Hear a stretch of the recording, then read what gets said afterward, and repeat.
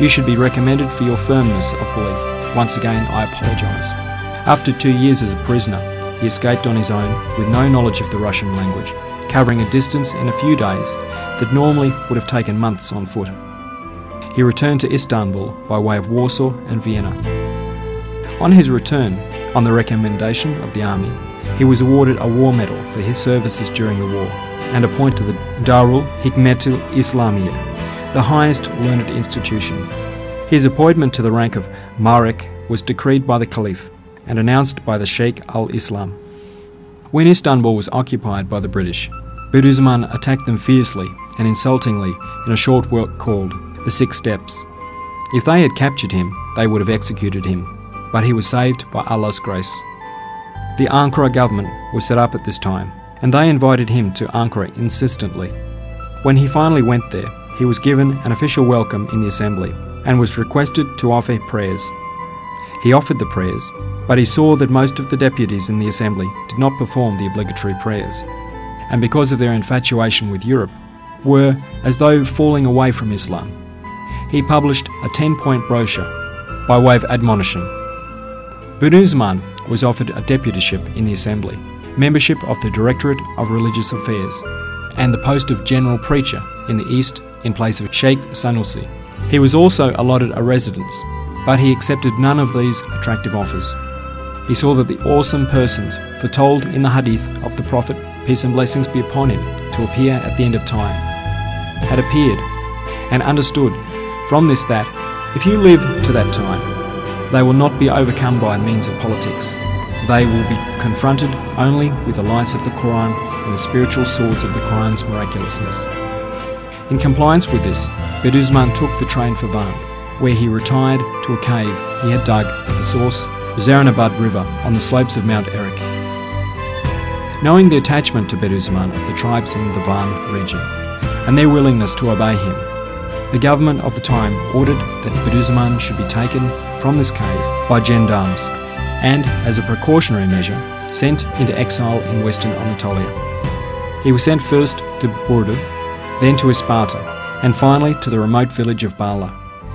Bala was the first place to see the writing of the risale-inur, which was sent to assist and encourage people of belief. It was the place of a light of guidance. A sun of happiness rose proceeding from the Qu'ran to confront an awesome current of misguidance and irreligion that was overwhelming the people of Islam, and especially the people of Anatolia.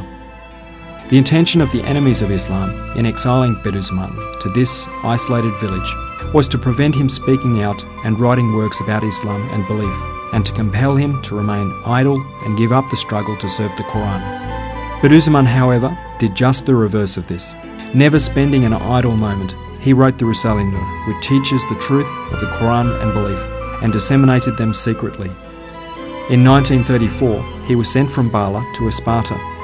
On the 27th of April 1935, he was arrested in Isparta and was transported handcuffed by lorry together with 120 of his students to Eskişehir. Despite being kept in solitary confinement and being subjected to every sort of torment, he wrote the 13th flash and the first and second rays.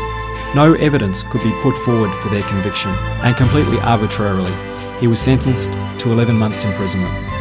15 of his students were sentenced to 6 months, while 105 of them were acquitted. Bediuzzaman was released from Eskişehir prison on the 27th, 1936, and was sent to Kastamonu, where he was ordered to reside in the police station. After a short stay here, he was settled in a house opposite the police station.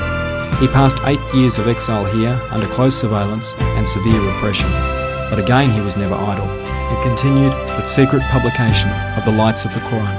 Here he wrote the third ray, called A Supplication, and the inspired seventh ray, known as the Supreme Sign. He kept up a constant correspondence with his students in the Isparta area. The illuminating letters he wrote them, and some of their replies, were put together in the collection called Kastamonu Lahikası. On the 20th of September 1943, Bediuzzaman was sent from Kastamonu to trial in Denizli Criminal Court, together with 120 of his students. He was tried for organising a secret society and founding a Sufi order.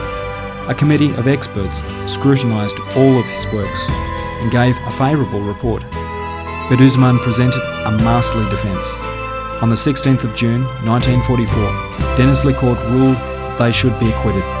Decision number 199/136. This was ratified by the Appeal Court on the 30th of December 1945 and made final. Bediuzzaman and a number of his students were released after spending 9 months in prison, but previously to this, Bediuzzaman was injected with poison and went into a coma, and all hope for his life was lost. At that point, the late Hafiz Ali implored Allah Almighty, saying, "O Lord, take me in his place." This sincere prayer found acceptance, for soon afterwards Hafiz Ali himself fell ill and died in the place of Bediuzzaman. Almighty Allah restored Bediuzzaman to health. While in Denizli prison, Bediuzzaman wrote Meyve Risalesi, the Fruits of Belief, on 2 Fridays. Many of the prisoners were reformed on reading the treatise. When he was released from the prison, Bediuzzaman was ordered by Ankara to reside in Emirdağ. He was released in June 1944, when Denizli Court gave the decision for their acquittal, and then spent 2 months in the Şehir Hotel. He was sent to Emirdağ in August, when the orders came from Ankara. In Emirdağ, Bediuzzaman was under constant surveillance, and he was prevented from having visitors. If he went out into the countryside, he was followed by police and gendarmes. One time he was approached by an official who, in domineering and insulting fashion, demanded to know why he was wearing a turban. The official took him to the police station, where he was ill-treated. He said that he suffered in 1 day in Emirdağ what he had suffered in a month in Denizli prison. On another occasion, he put some food on the windowsill overnight so that it would not go off. Someone put poison in it, which made Bediuzzaman extremely ill. He was saved from certain death by saintly influence of the prayers Joshan al-Kabir, Sakina, and Salawat for the Prophet, peace and blessings be upon him. On the 23rd of December 1947, Bediuzzaman was arrested in Emirdağ and put in Afyon prison. On the 6th of December 1947, Afyon Criminal Court sentenced him on the basis of no firm evidence to 20 months imprisonment.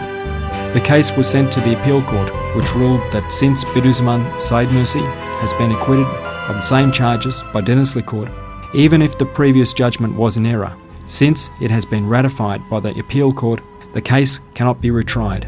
It quashed Afyon Court's ruling. Nevertheless, Afyon Court decided to retry the case. The defendants demanded that the Appeal Court's decision be complied with, but on the pretext of completing some deficiencies in the